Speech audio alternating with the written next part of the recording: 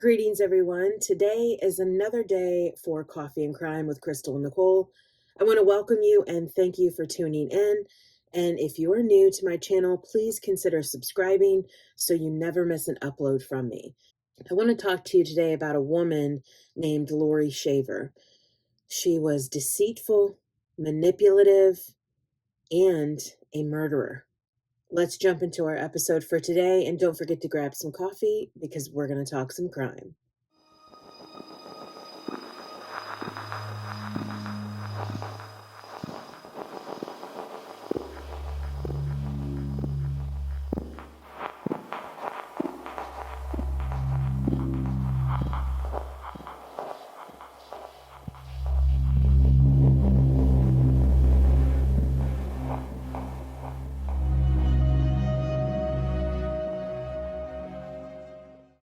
The crackling of a fire on cool evenings brings back a lot of memories. Roasting marshmallows and hot dogs over the fire pit sounds so peaceful. And for Laurie Shaver, she's had her fire pit for a while. Clearmont, Florida is located in Lake County. It's about 22 miles west of Orlando.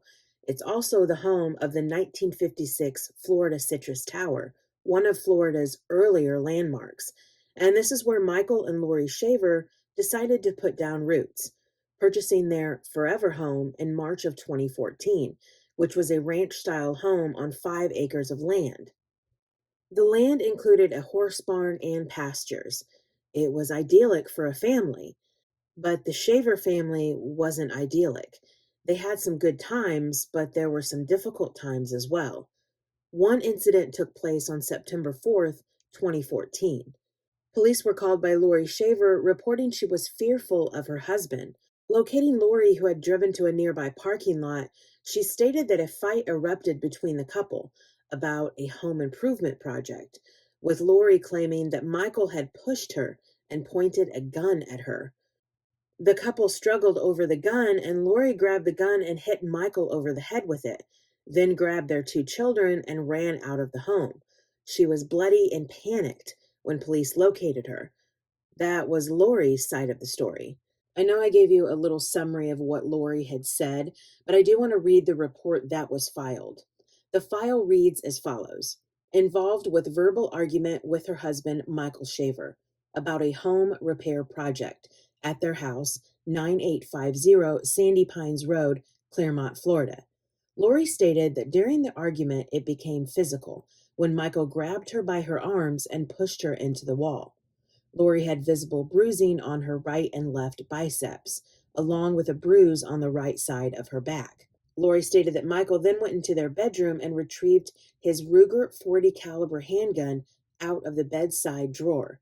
Laurie stated they struggled over the firearm and Michael was struck in the head by the firearm. Laurie stated she was able to get her keys out of his pocket and flee the residence with their 2 young children. Laurie contacted 911 while en route to the LCSO South District office. She was instructed to stop at the target and wait for the deputy there. Laurie had multiple lacerations on her hands and arms and a bruise on her left cheekbone. Pictures were taken of Laurie's injuries and EMS treated her on scene. Laurie completed a sworn affidavit with intent detailing the above-mentioned events. LSCO units went to 9850 Sandy Pines Road, Clearmont, Florida, to make contact with Michael Shaver. Upon arrival, Michael was on the back porch of the residence. Michael stated that the 2 were involved in a verbal argument over a home repair project. Michael stated that, quote, it turned violent so fast, end quote, and he could not recall who touched who first. Michael stated that Laurie threw a vase at the sliding glass doors, shattering the glass. He admitted to grabbing her arms to calm her down, but that only increased her anger. He said that Laurie then ran to the couple's bedroom, grabbed her gun, and pointed it at her head, saying she was going to kill herself. He then wrestled the gun away, but she grabbed another gun and hit him in the head. Photos were taken of both Michael and Laurie, with Michael having a cut on his forehead and Laurie with bruises on her arms. So after taking the photos and statements, the officers are faced with 2 different stories. Who to believe? They decide to arrest both Laurie and Michael. But what about the kids? Who would take them? The officers informed them that they would have to call Child Protection Services, and Michael, not wanting them to go with the authorities, raised his hands in defeat and stated, "Okay, I did it." Michael is then arrested for domestic battery and Laurie is released. Eventually, Michael is released on bail, but he's not allowed to go back home due to the court order. So the marriage ends and they go their separate ways, right? Not so fast. We wouldn't have ourselves an episode if they just went off into the sunset. Let's go back and get to know Michael and Laurie. Michael Douglas Shaver was born on January 14th, 1982, in New York. As he grew up, Michael had a knack for fixing things around his small neighborhood and around his home. He learned at an early age he was good with his hands. Around this time, he had a best friend, Scott Amatuccio, who would later introduce him to a girl named Laurie Paddleford. And with being such a small town, Michael and Laurie would grow up across the street from one another. The two connected, and Michael would eventually ask her out, with Scott being the wingman and playing boys to men in the background in his childhood bedroom.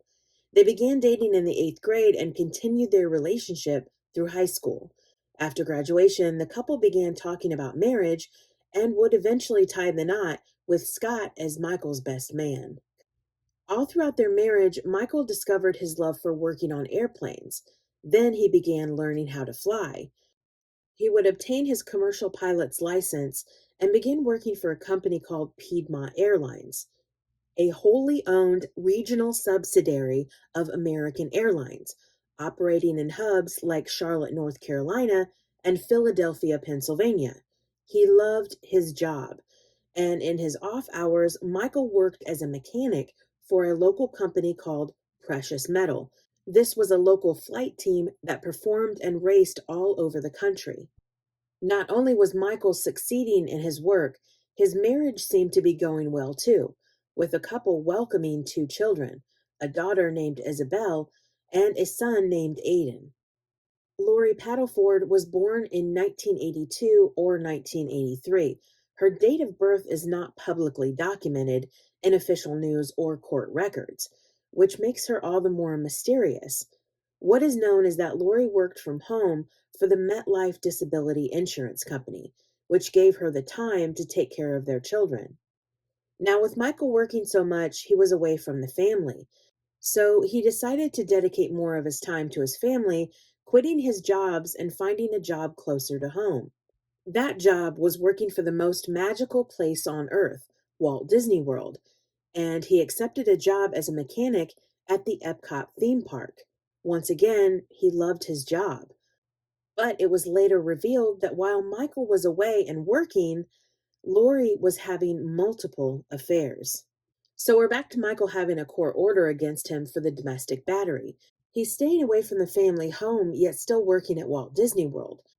And in November of 2014, he meets a woman who also works at Disney, a woman named Kendall. The two have an attraction and begin dating.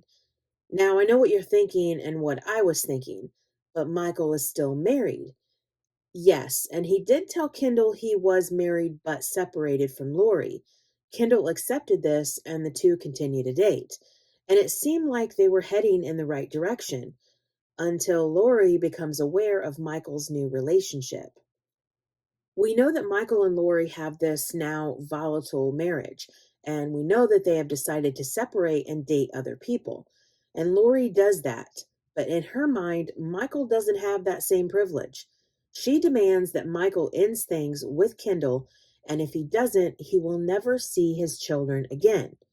And during this time, Laurie goes on Facebook and begins to harass Kendall. Taking it a step further, Laurie calls HR at Walt Disney World to file a complaint against Kendall, leading to her telling Michael she couldn't deal with the situation. Kendall and Michael call it quits. So, with Michael and Kendall no longer seeing each other, Laurie gets her way. In May of 2015, the charges against Michael for domestic battery are dropped, and surprisingly, the couple decide to get back together to try and make it work. What were these two thinking? Well, they thought it would be better to have both parents in the home, but it wasn't. So Michael moves back into the home. Then in November 2015, Laurie kicks him out again. There's something about the month of November. You have a couple going back and forth and children stuck in this never ending cycle of confusion and uncertainty. Then Michael just up and disappears for years. On November 7th, 2015, while with their marriage still strained, Michael and Laurie take their kids, 7-year-old Isabel and 5-year-old Aiden, to a local tractor show with Michael's coworker, Frank Merritt, and his family. And according to Frank and his wife, the tension between Michael and Laurie was very visible. Still trying to enjoy the day, Frank's family and the Shaver family would get separated. And Frank would receive a text message from Michael saying the kids weren't feeling well and that they were leaving early. Then on Tuesday, November 10th, Frank and another coworker arrive at the Walt Disney World property to begin their shift, but Michael doesn't show up. Their boss comes into the locker room and asks if they have heard from Michael, and Frank tells him no, not since the tractor show on Saturday. Their boss says he didn't even call in, and knowing Michael, they found that strange. So the boss tries to call Michael but gets nothing, and another day goes by with Michael as a no-show at work. Frank would try and reach out to Michael, and then all of a sudden, on that Wednesday, Michael would text back with this: I'm going through some stuff right now. I quit. Keep my tools, just leave me alone. Then on Thursday, Michael's boss gets a text message from Michael saying, Hey, I'm in Georgia, just fire me or I'll quit. I'm not coming back anytime soon. According to his friends and coworkers, this was very unlike Michael. So Frank decides enough is enough and he decides to visit the Shaver property. Frank arrives and knocks on the front door, and Laurie answers it and is asked where Michael was. Laurie tells him they had gotten into a fight and Michael took off with a friend to go to Georgia. And in late December of 2016, Laurie posts on her Facebook page that she's married to a man named Travis Filmer. The wedding ceremony took place in her backyard. Her in her white wedding dress, with Travis's grandfather walking her down the grassy aisle to and awaiting Travis. They would say their vows standing on a concrete slab where a fire pit was placed. The couple would then go on to have 2 children. But Laurie was still married to Michael, a man who had just simply vanished. Michael was still active on his Facebook page and would at times respond to text messages from his family and friends, but his posts and messages were very unlike the Michael Shaver everyone loved. He would tell people to leave me alone or don't bother me, but no one had seen Michael for a few years. That's right, I said years. So, on behalf of Michael's parents, his best friend Scott went to the Lake County Sheriff's Office to report him missing. And so now begins the mystery of Michael's disappearance. I still can't believe they waited years to report him missing. Police traveled to the Shaver home in Claremont to conduct a welfare check. Laurie greeted them and stated that Michael had left the home in 2015 and was now living in Georgia. She calmly allowed the officers to search the 5-acre property. As one of the deputies approaches the fire pit, they see that the concrete slab has a slight discoloration and is indented. They ask Laurie if she had buried any livestock in that area, and Laurie says no. And probably as a joke, he asks, Well, is your husband buried here? She says that's ridiculous. Her calm demeanor shifts, and she refuses to cooperate any further. Listen, if you're hiding anything and the police stumble upon something, you don't change your behavior. You act casual, you cooperate, and then they'll leave. Well, most of the time. So Laurie spoke about a lawyer and demanded that they leave her property. Red flags, bells, and whistles went off. They were on to something. This investigation began as a missing persons case, but delving deeper, police find that Michael's driver's license, passport, and pilot's license have expired, With those important things, you can't get a job or do practically anything. Michael could have changed his identity, but they had their doubts. Another thing was that there was no evidence of him having or starting a personal bank account or applying for any credit cards. This was looking like a homicide. Investigators would interview Michael's close friends and family and discovered that Laurie had claimed Michael had left the home after an argument about another woman's number being in his phone. But Michael's vehicle was still at Laurie's. So, how did he leave? Laurie said that a friend named Robert Mercado had picked him up and driven him to Georgia.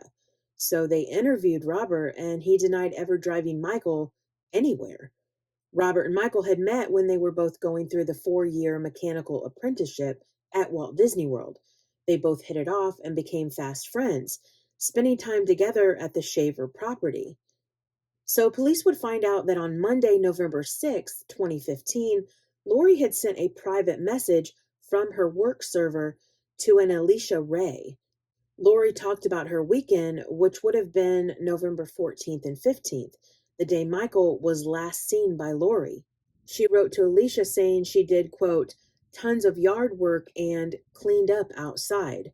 Not unusual, but when you factor in her behavior concerning the new concrete slab and the police asking her about it, it does seem strange. And on November 9th, 2015, friends and family of Michael received text messages and Facebook messages from Michael, but every one of them said it didn't sound like him. Some examples were telling his boss to go ahead and fire him because he wouldn't be coming back to work. He would tell his friend Robert to, quote, leave me alone, don't bother me, when Robert was planning on spending Thanksgiving with the Shaver family. It was all so strange. So in March of 2018, soon after the welfare check, police arrived at the Shaver property with a search warrant. Laurie couldn't shoo them away this time. They would bring with them trained cadaver dogs, ground penetrating radar, and even a backhoe. And the dogs went to the concrete slab twice. So, setting up tents, they carefully concentrated on that area, tearing up the fire pit and the concrete for a few hours. And then one neighbor stated that as she watched the police, they paused, took off their hats, and seemed to have said a prayer. They would find an upper arm bone at first. Then the next day, more human bones were found, and eventually all other human bones were recovered. And on June 15th, 2018, police informed the public that the human remains located on the Shaver property were that of Michael Shaver. Michael had finally been found. He was right there all this time. So now we try to find out the how, why, and who. How did Michael die? Forensics revealed that Michael had died from a gunshot wound to the back of the head from a .38 caliber handgun. Why was he killed? We'll get to that later. And who killed Michael? That's a twisty little story as well. Of course, since Michael's remains were found on the Shaver property and Laurie and Michael were at odds with one another, the police knew she was the mastermind or at least involved somehow. But as we all know, getting the quote-unquote bad guy isn't always quick and easy. So investigators needed to make an airtight case before they arrested Laurie Shaver, and they produced a 12-page probable cause affidavit to the district attorney, connecting items found with Michael's remains and gathering enough circumstantial evidence. A probable cause affidavit is a sworn written statement by a law enforcement officer detailing the facts and circumstances that justify the arrest of a suspect or the search of a person, vehicle, or property.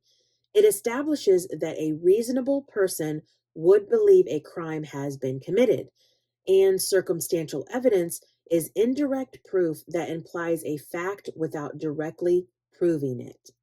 In the affidavit, it states that Laurie Shaver was the last person to be seen with Michael Shaver and the only other adult occupant of the property where his body was buried. That Laurie lied about Michael going to Georgia with a friend, She constructed the fire pit and poured the concrete on her 5-acre property exactly over Michael's grave. She lied to family and law enforcement about Michael's whereabouts and claimed to have seen and communicated with him well after his disappearance and after the concrete slab was poured over his body. Laurie gave away, sold, or attempted to sell many of Michael's items within the month after his disappearance, after making fraudulent loans under his name. She had access to 4 .38 caliber handguns at the time of Michael's murder. Laurie also used Michael's identity on Facebook to make others think that he was still alive, which was confirmed when it was traced back to her home's IP address. So on September 17th, 2020, Laurie Shaver was arrested at her second residence, located at 27302 Bay Avenue in Oklahumpka, Florida. She was charged with homicide in the second degree and accessory after the fact. Her booking number was 24005825, and she was listed as inmate number 143104. But her bail was only set at $52,000, and in 3 months, she bonded out of jail. She was ordered to wear an ankle monitor and barred from contacting Michael's family. Something odd happened, or maybe it's just odd to me. After her release from jail, Laurie's defense attorney, Jeffrey Wiggs, mounted a public defense. Her attorney set up an online fundraising account titled I'm Innocent, and they would follow that up with a video of Laurie and her attorney. The scene was set, palm trees, the water behind them, and Laurie sitting in a red and black lawn chair wearing a beige and brown striped dress and black boots. It was time to claim her innocence. In the March 2021 video, Attorney Wiggs shared his take on what really happened. Shouldn't Laurie be sharing what really happened?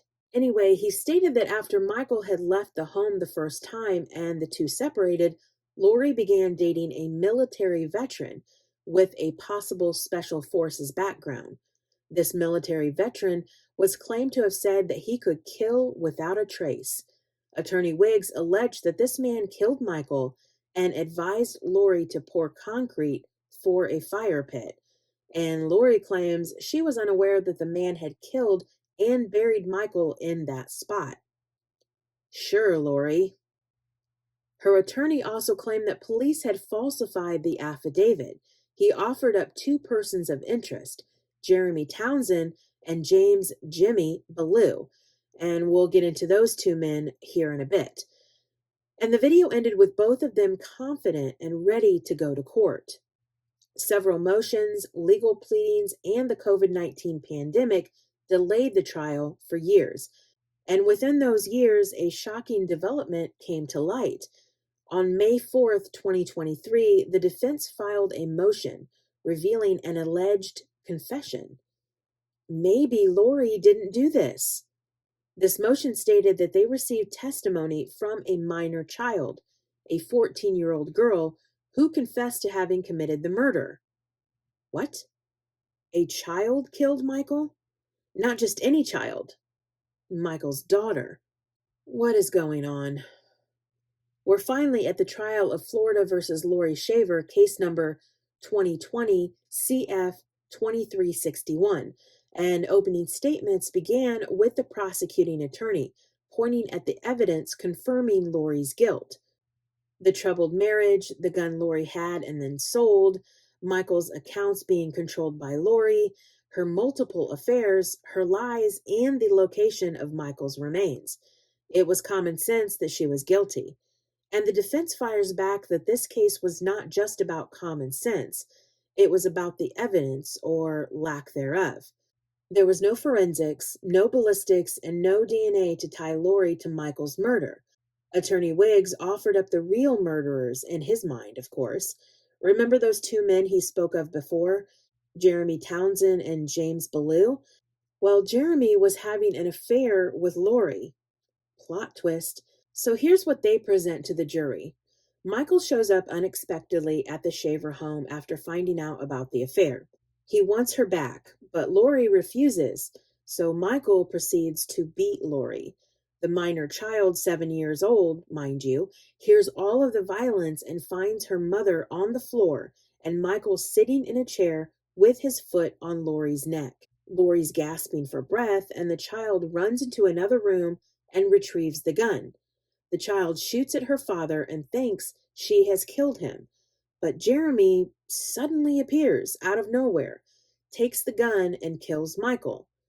But Michael was shot in the back of the head.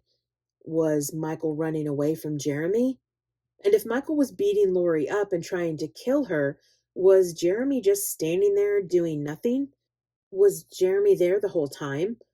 On that day, did Michael show up at the home and find Laurie and Jeremy in a compromising position and then go ballistic on Laurie while Jeremy just stood there watching? These questions will never be answered because this never happened. Lieutenant Officer Tamra Dale has worked for the Lake County Sheriff's Office for 21 years and works in the Criminal Investigation Department. She's called to testify about the two men offered up by Laurie's attorney, Jeremy Townsend and James Ballou. She stated that the two men were interviewed. So who are these two men, Jeremy Townsend and James Ballou? We find out at trial as Jeremy Townsend is called to the stand for direct examination.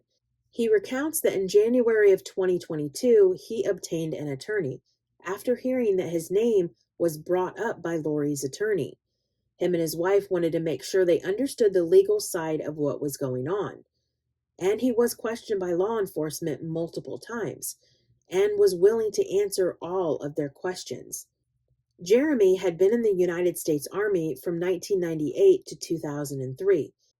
He had been medically retired out due to him being shot 3 times in Afghanistan and had almost died due to his injuries. Jeremy goes on to talk about meeting Laurie at a public park in September of 2015. The two were upfront about their relationship status, Jeremy being married and Laurie going through a divorce, and there seemed to be an instant attraction. So in November of 2015, the two would become intimate, and that's when Laurie would tell Jeremy that Michael had left in a vehicle with a friend. And in the first week of December, Jeremy began going to the Shaver home to continue the affair. So if you believe Jeremy, he had no involvement in Michael's murder. And I believe Jeremy. During the affair, the two would exchange text messages, phone calls, and pictures when they were not together. Jeremy stated that his marriage was on the rocks and he wasn't sure if they were going to stay together or get a divorce, but Laurie would ask him to leave his wife for her. In February of 2016, Laurie had gotten upset at Jeremy's refusal to leave his wife. And on April 12, 2016, Jeremy's wife contacted him saying she had received flowers from a man named Mike. "Who's Mike?" she asked, and Jeremy didn't know who he was. His wife went on Facebook and had received messages from a Michael Shaver. Then it all started to unravel. Jeremy is asked if at any point when he was over at the Shaver residence, did Michael show up or was he even there? Jeremy says no. He's asked if at any point was he involved with any altercation between Michael. He answers no. Then at any point did he shoot or injure Michael Shaver? And Jeremy responds no. He's asked, were you involved with the disposing of the body of Michael Shaver? And he says no. This direct examination is what's called impeachment of a witness. This is the process of discrediting the person on trial to undermine their credibility. Attorneys use this cross-examination strategy to expose falsehoods, biases, or memory lapses, casting doubt in the eyes of the judge or jury. And a rebuttal witness is when a prosecution brings in an entirely new witness specifically to contradict or disprove the defense's claims. This is called presenting rebuttal testimony or calling a rebuttal witness. Cross-examination begins with Attorney Wiggs asking what the affair entailed, with Jeremy explaining it was friends with benefits, no strings attached. Laurie's attorney takes long pauses before his questions and would try to trick Jeremy into saying he knew Laurie's children. He was contemplating divorcing his wife for Laurie, and that he had spent time with the Shaver family during Christmas break. But Jeremy stood firm and denied really knowing the children, and he never was going to divorce his wife for Laurie, and that he wasn't there on Christmas break. Even though you're called as a witness and you stand in your truth, you have got to be on your toes with defense attorneys. They will sneak and connive to get you to mess up, and then they have you, making you look like a liar. Next, Jimmy Ballou, takes the stand and states he met Laurie Shaver at a Chevrolet dealership in the summer of 2015. Jimmy was a car salesman at the time, and Michael and Laurie had come in to look at various Chevy Silverado trucks. Laurie would then return to the dealership alone to purchase the truck. Jimmy and Laurie exchanged phone numbers and would begin texting about the truck. And then the messages changed, turning a friendly meeting at a car dealership into an affair. Jimmy would visit Laurie's home to have the affair, and somewhere between the sheets, Laurie wanted more than just a casual hookup. But the affair fizzled out within a few months. Jimmy stated that Michael had reached out to him a month after the affair ended and told him that Laurie's trying to kill herself. And Jimmy wanted nothing to do with that situation and said that was between the two of them. After that, he had no contact with Michael or Laurie. Both Jeremy Townsend and Jimmy Ballou were never involved with Michael Shaver's murder, and you could see that after their testimonies. On the trial's third day, Jeremy Townsend's wife, Vanessa, was called to the stand. She would recount how she had discovered the affair between Jeremy and Laurie. We talked about Vanessa receiving flowers from a man named Mike on April 11th, 2016, and that this sparked her calling Jeremy and asking who Mike was. And of course, with flowers comes a little card. That card read, "Roses are red, violets are blue, my wife is a whore, your husband is too. Sorry about this. Check your Facebook message. We need to talk. Mike." Vanessa never knew a Mike, never received messages from a Mike. She was completely stunned. She would go on to Facebook and see a friend request from a Michael Shaver. Accepting the request, she viewed the messages from Michael, confirming the affair and even encouraging Vanessa to leave her husband, even offering up a good divorce attorney. This testimony confirmed that Laurie had been deceitful in pretending to be Michael so that no one would wonder where he was, and that Vanessa would leave her husband so Laurie could have him all to herself. But after the confrontation about the affair, Vanessa and Jeremy decided to work through it and continue on in the marriage. And checking her Facebook page, it seems as if the couple is doing well.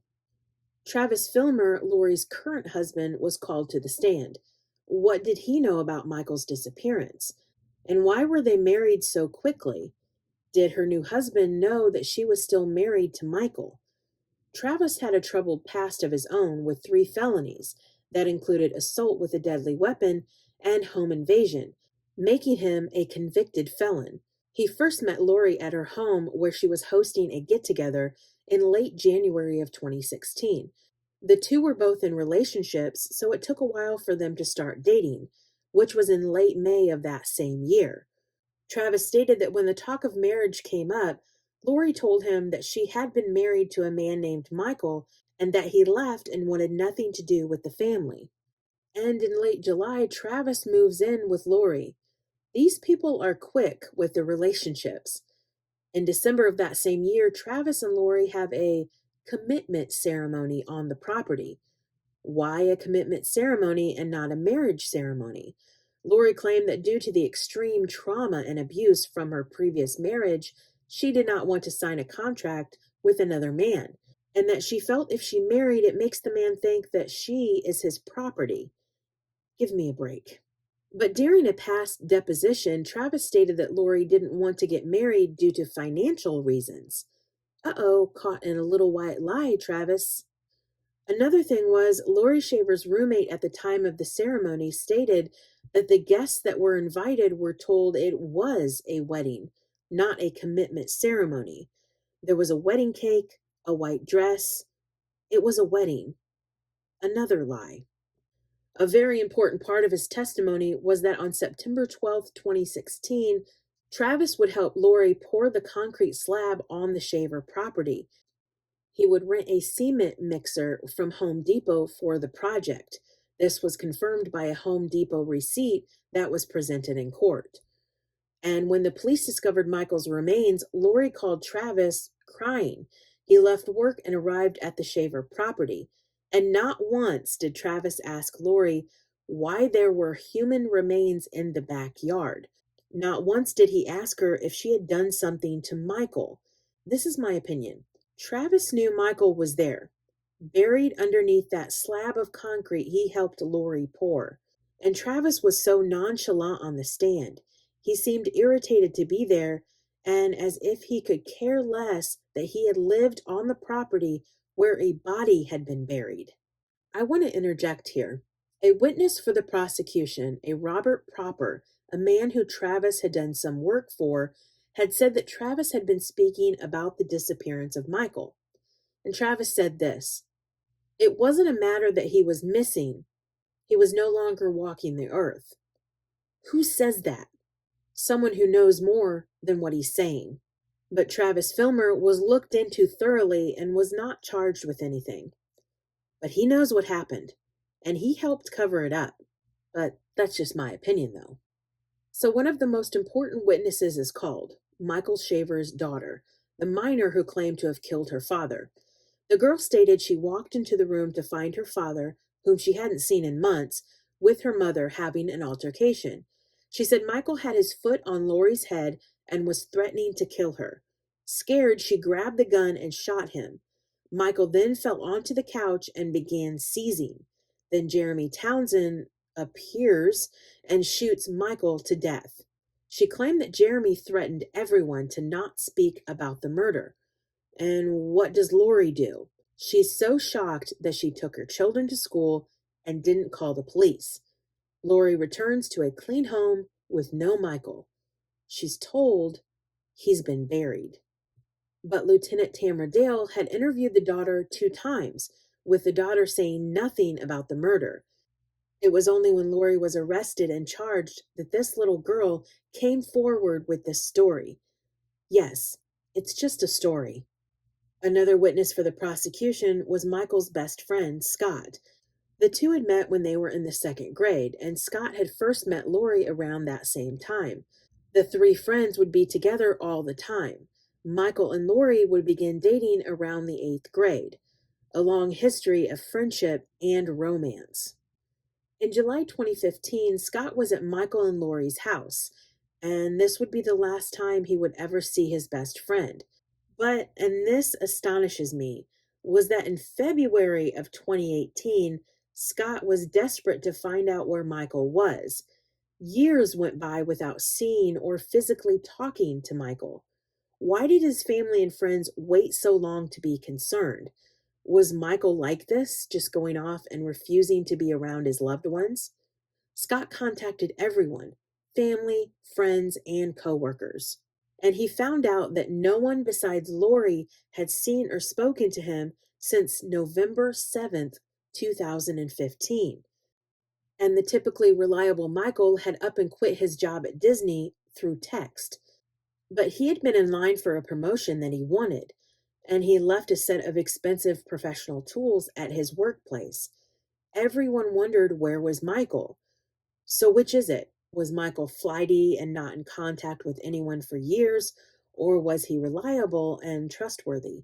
Everyone tried contacting him on Facebook, and that's when they would get the responses like, "Leave me alone" or "Don't bother me," which they say was very unlike him. But they assumed he was at least communicating with them. Scott did reach out to Laurie, and she simply stated that Michael had left and abandoned his family years ago. But that wasn't like Michael, was it?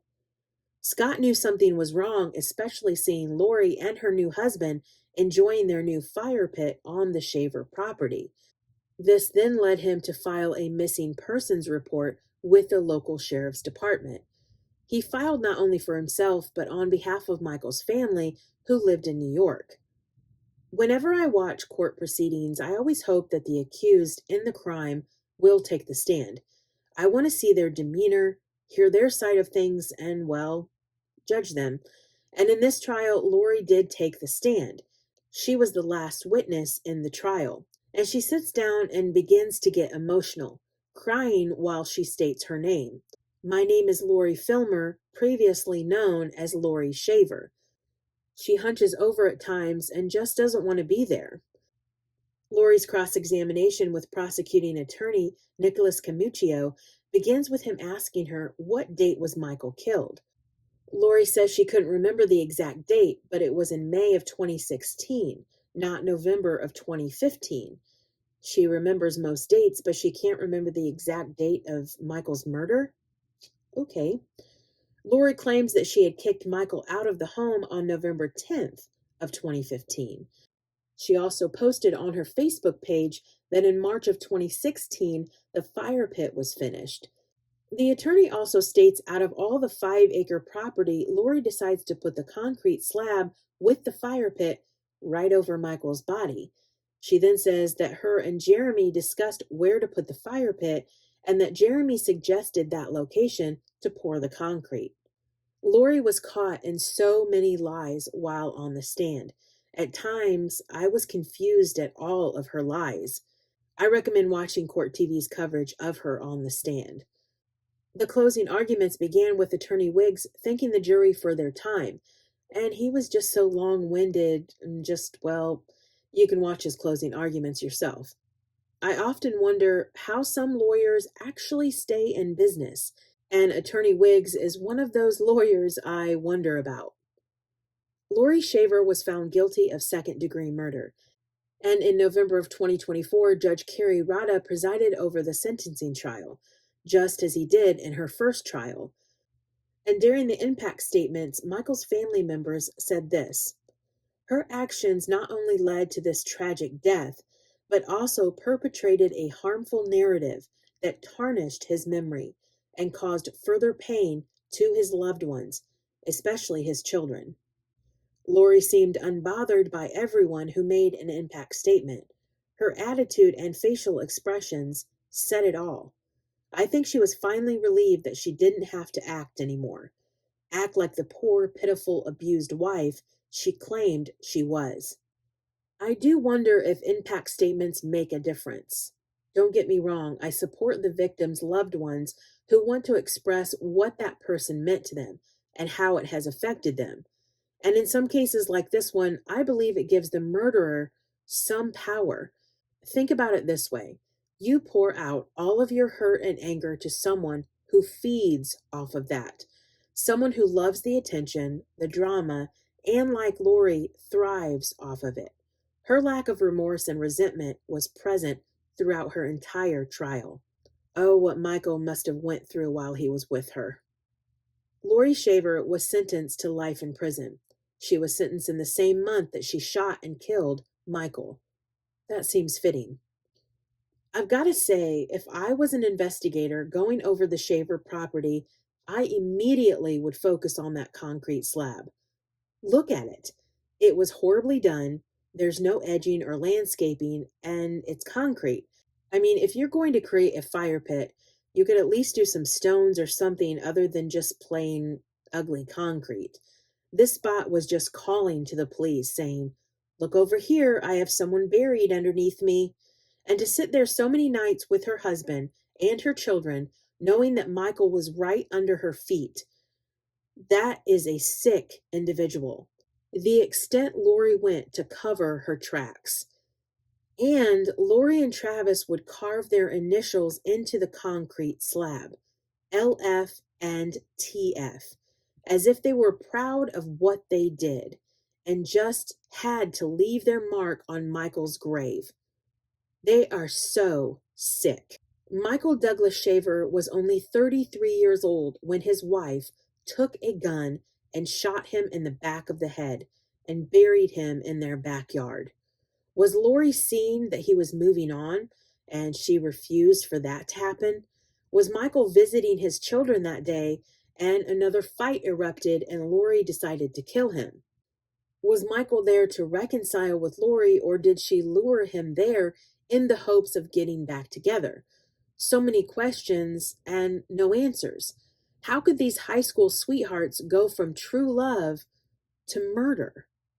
Michael Shaver is buried at Oneonta Plains Cemetery in Oneonta, New York.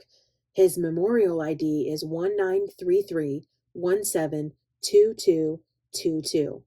He's finally buried in a place where his loved ones can visit and remember him as a beloved grandson, son, father, and brother.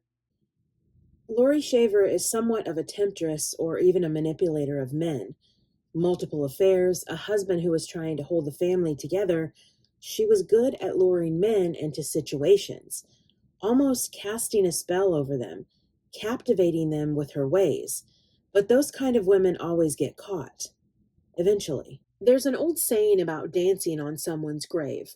It means to celebrate someone's death, downfall, or total defeat.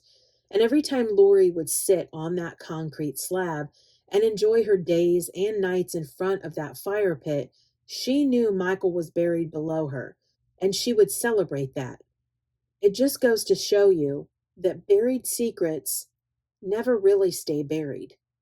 Thank you for watching, and remember to look for signs, trust your instincts, and be safe. I'll see you next time.